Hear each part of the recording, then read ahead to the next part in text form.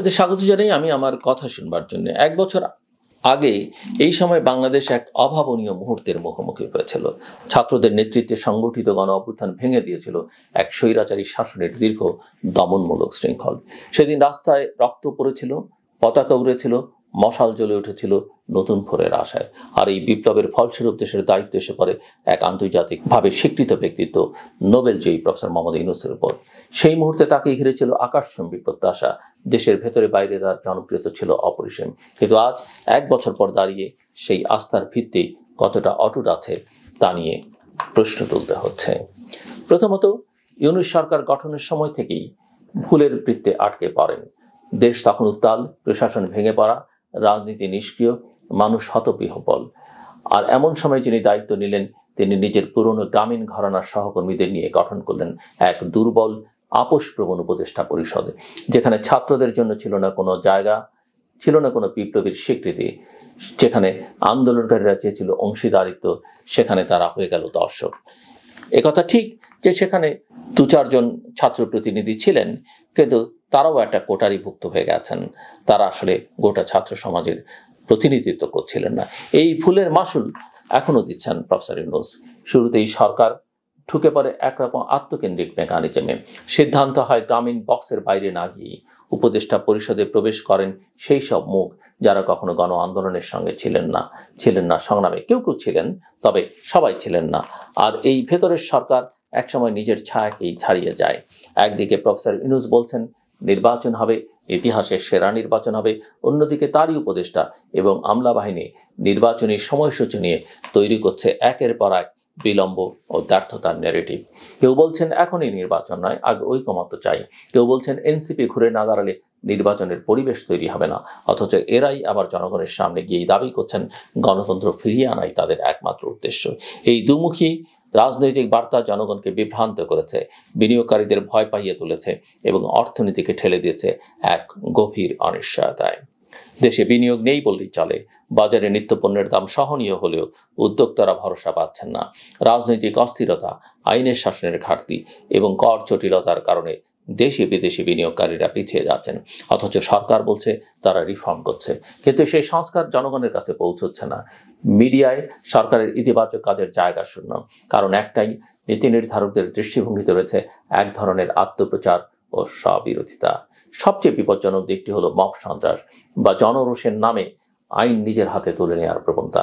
গত এক বছরে 177 জন মানুষ জনরোষের শিকার হয়েছেন।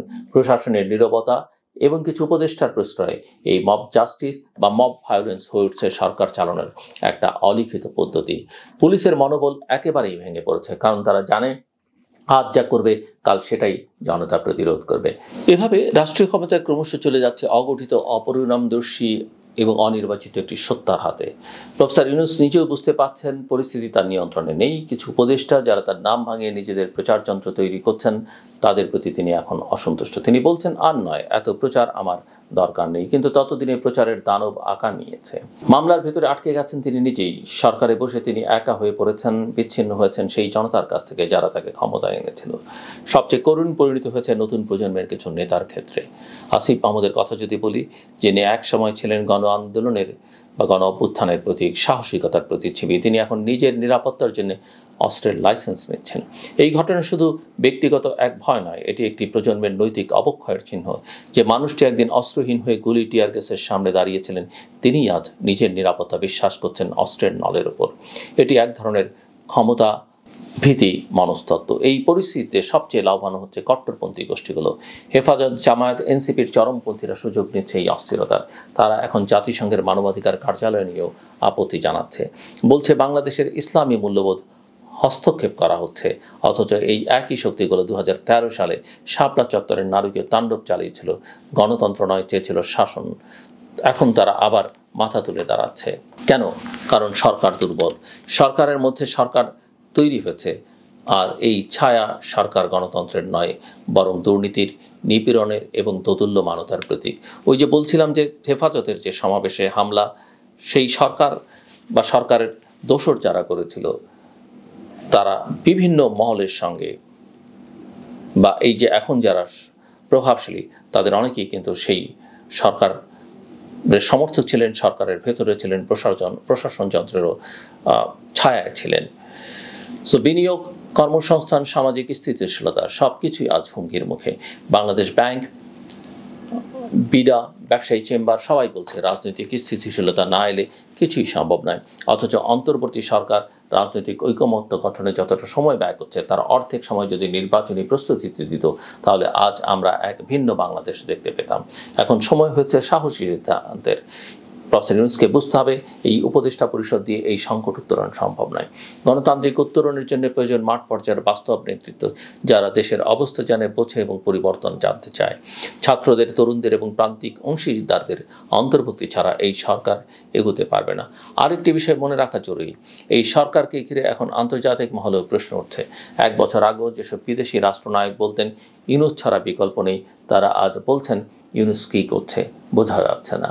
আন্তর্জাতিক গণমাধ্যমে এখন আর তাকে সততার প্রতীক হিসেবে দেখছে না, বরং এক দ্বিধাগ্রস্ত ভীত নেতৃত্ব হিসেবে ব্যাখ্যা করছে। নির্বাচন এখন একটি অবশ্যম্ভাবী বাস্তবতা। এটিকে বিলম্ব মানেই গণতন্ত্র থেকে সরে যাওয়া, বিপ্লবের চেতনার সঙ্গে বিশ্বাসঘাতকতা। তাই দেরি নয়, আজই সময় পরিষ্কার সিদ্ধান্ত নেয়ার, কারণ জনগণ ভোলে না, ক্ষমা করে না। শেষ করবার আগে বলি, যারা বয়োবৃদ্ধ, যারা সিনিয়র তাদেরকে সম্মান করুন, তরুণদেরকে সহানুভূতি দেখান, তাদের সহযোগী হয়ে উঠুন, এবং এটাই হচ্ছে পরিপক্কতার পরিচয়। প্রবীণ এবং তরুণকে মিলিয়ে আসলে আমাদের রাষ্ট্র সামনের দিকে এগিয়ে নিয়ে যেতে হবে। কাজেই সবসময় আপনার আচরণে, কথায়, প্রকাশে যেন শালীনতা থাকে, যুক্তি থাকে, সেটাই হবে পরিবর্তনের সূচনা। আমার কথা শুনবার জন্য আপনাদের অসংখ্য ধন্যবাদ। আপনাদের সবার জন্য শুভকামনা।